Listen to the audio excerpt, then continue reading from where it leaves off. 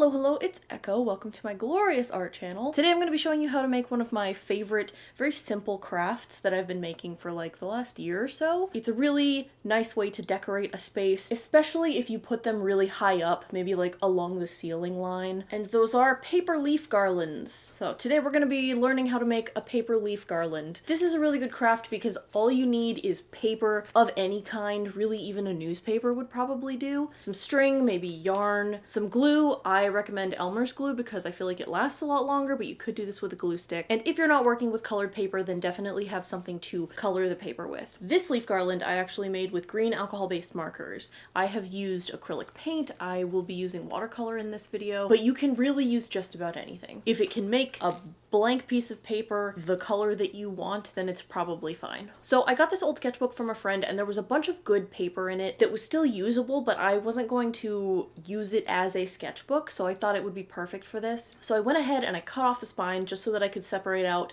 the usable and unusable paper. I mainly wanted to save a bunch of the old drawings for like nostalgia reasons. Otherwise I probably could have used the back of some of these pages. Another reason that I prefer to color my own pages rather than just using like green construction paper is because it looks a little bit more natural. Even when I was making this out of watercolor, I tried to use all of the greens that I had available because you don't want it to just be a completely even flat color because then it looks really inorganic. It looks fine, you can do that, but it looks a little bit more organic if you can have it look natural, and that is to say, not perfect. This is a great craft if you're young or not incredibly crafty or artsy, because if it's a little bit messy, it's just gonna look more real. I found that the easiest way to do this is to just completely cover the entire page. As I was filling out these pages, I just laid them across the floor. If you're using paint or watercolor, the paper is probably going to fold or curl a little bit. That's fine. You're gonna be gluing it down anyway. And again, it just makes it look more organic. After you have all your pages, the first thing you're going to want to do is to fold them in half, hot dog style.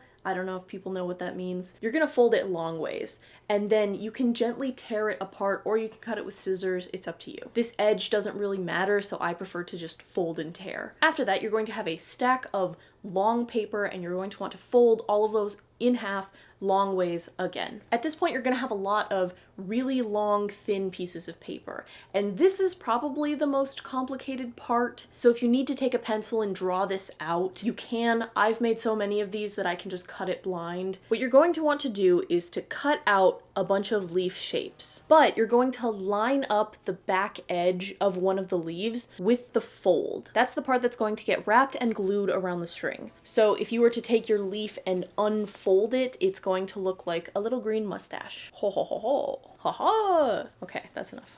So at this point, if you want to be very careful and have your leaves all roughly the same shape and size, you can just cut out a template and then trace it along the edge. If you don't feel like making a template, you could just take a pencil and draw out the leaf shapes. Or you can be like me and be reckless and just go at it with a pair of scissors. The neighbor is using a weed whacker, so I'm sorry if there's background noise. So depending on how much work you want to put into these, this is where I get a little extra. I like to take a green marker or a black Sharpie if that's all I have, and then on front and back of all of these leaves, I will go through and I will draw either a line straight down the middle to divide the leaves in half, or I will draw these little veins to make the leaves look more real. You don't have to be precise with this because people are mostly going to be seeing this from a distance.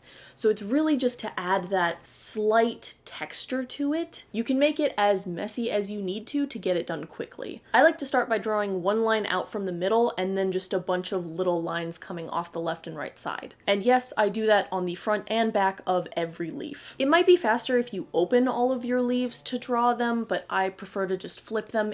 Either way works. It's just gonna look better if you can get all the lines on there. Making these can be very tedious, but it's worth it. They look so good, and there's a good chance that you have paper, string, and glue in your house. Next is another kind of tedious part, and that is gluing all of the leaves onto the string. So the very first thing that I like to do is to tie a knot at the very end of my yarn, because if you unwind it a little bit, you can just hook it over a safety pin really easily. The yarn that I'm going to be using for this, I got from the dollar store. It was $1.25. I also sometimes sometimes use $2 yarn that I got from Walmart. So when I'm gluing these down, because I'm working with a liquid glue, the first thing I do is I'll put a large glob right in the center because that's where the string is going to touch. So I really want to make sure that the string is glued into place. Then I'll add just a little bit of glue around the edges and in the center, place it with the string in the center, and then fold it over. And then you just want to do that like 200 times. If when you put your leaf together they're like a little bit off and there's some white showing, you can just cut that off or color it if you have like a marker or something. But for the most part, as long as you can get it mostly overlapped, no one's going to notice. I'm pretty sure every supply that I use in this you could get from the dollar store. So depending on the size of your leaves and how far apart you're placing them on your string, 40 or 50 leaves is going to get you about a yard. I know that sounds like a lot, but I can make 250 of these in like a couple episodes of a show just sitting in front of the TV. Another thing that I've realized about these is that you don't have to make them green.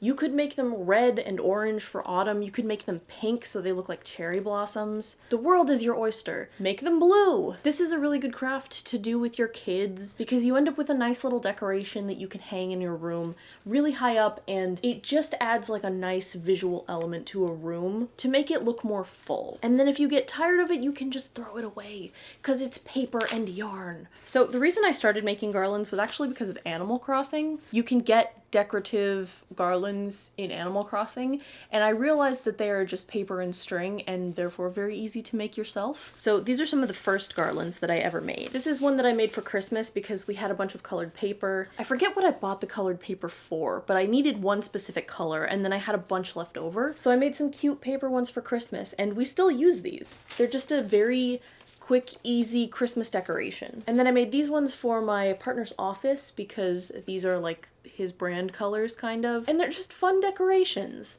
They're so cute. So if you want to have art on your walls but you don't have money or access, or you're not particularly good at drawing, this is a very simple, cheap, easy way to decorate. It can be time consuming. There is a bit of time commitment depending on how detailed you want to get. This is very quick because it's like 4 pieces of paper. The leaves are a bit more complicated because it's a lot of little tedious parts. I have been very into the cottagecore aesthetic recently, and so having pretty leaf things that I can put in my house that are not going to rot or fall apart is very appealing to me. Yeah, garlands. Make some garlands. It's cheap, it's easy, it's just a little time consuming. Do you do any paper crafts like this? Are there any other paper crafts that you might want me to show you how to make? Ooh, can you imagine if someone did this in like black bones or skeletons? It doesn't even have to be leaves. You can just hang stuff on string made of paper. What if I showed you how to make paper flowers next? Would you be interested in like a paper bouquet? You get 300 awesome points for making it all the way to the end of this video. This is all I wanted to show you. Thank you so much for hanging out with me. I hope that you have a wonderful rest of your day and that I will see you later. Goodbye. I feel like my makeup says goth, but my shirt says like whimsical referee.